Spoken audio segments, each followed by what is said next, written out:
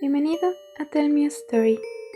Esta noche te voy a contar una historia de origen japonés, cuyo nombre es Okiko, la muñeca japonesa. Ponte cómodo. Eikichi Suzuki era un joven de 17 años que habitaba en Sapporo, ciudad japonesa muy célebre de la isla Hokkaido. Corría el año de 1918 y transitaba por la calle de Tanuki-Koji en busca de un regalo para su pequeña hermana, Okiko, quien solo tenía 2 años. Al parar en una tienda, reparó en una hermosa muñeca que de inmediato llamó su atención. Su carita era muy fina y sus cabellos eran negros. Vestía un kimono tradicional en colores rosa y morado. A Eikichi le recordó muchísimo a la niña y decidió llevársela. Desde el primer instante en que la recibió, Okiko quiso mucho esa muñeca. No se despegaba de ella ni un instante, llevándola consigo a todas partes. Desgraciadamente, la niña enfermó de una gripe terrible, y al poco tiempo, y al no contar con las atenciones médicas necesarias, la enfermedad se complicó, y ella murió. Con gran pesar, su familia dispuso los funerales pertinentes y cremaron su cuerpo.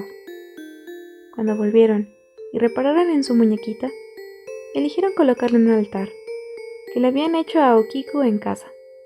Así, todos los días podían rezar para pedir por su eterno descanso. Meses más tarde, la madre de Okiko se fijó en la muñeca y vio con sorpresa que el cabello le había crecido. ¿Cómo era eso posible? Cuando la mujer se la mostró al resto de la familia, nadie fue capaz de atribuir una explicación razonable a aquel fenómeno. Consultaron con un sacerdote, quien llegó a la conclusión de que el alma de su hija debía haberse alojado en aquel objeto. Era el tesoro que más había querido en vida, y al rezarle con frecuencia, sus familiares mantenían vivo su recuerdo en él mismo. Decidieron llamarla entonces igual que a la niña, y dejarla en el altar. Mientras los años pasaban, el cabello de Okiko creció tanto que llegó a sobrepasar sus rodillas.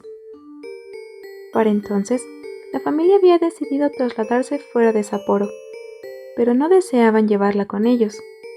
Querían que su hija descansara en paz, y sentían que aferrándose a la muñeca le impedían ese privilegio. En 1938, los Suzuki se presentaron en el templo Mannenji, lugar en el que decidieron dejarla. Los encargados la colocaron en exposición ante la gente, y muy pronto su historia se difundió por todo Japón. De todas partes del país, las personas llegaban para observar con sus propios ojos a la muñequita de largos cabellos. Luego empezaron a ir extranjeros, y Okiko se convirtió en un misterio a nivel internacional. Aún hoy en día se mantiene expuesta dentro del templo. A menudo es necesario cortarle el pelo, pues ni un solo día ha dejado de crecer. Y aunque en el resto del mundo existen aterradoras leyendas sobre muñecos poseídos, lo cierto es que con Okiko nunca ha pasado nada extraño, más allá del estado de su cabellera. Las personas del templo le tienen mucho cariño y les gusta cuidar de ella, como si fuera una niña pequeña. Y tal vez, en el fondo, todavía lo siga siendo. Gracias por ver el video. Te invito a que te suscribas. Te deseo dulces sueños.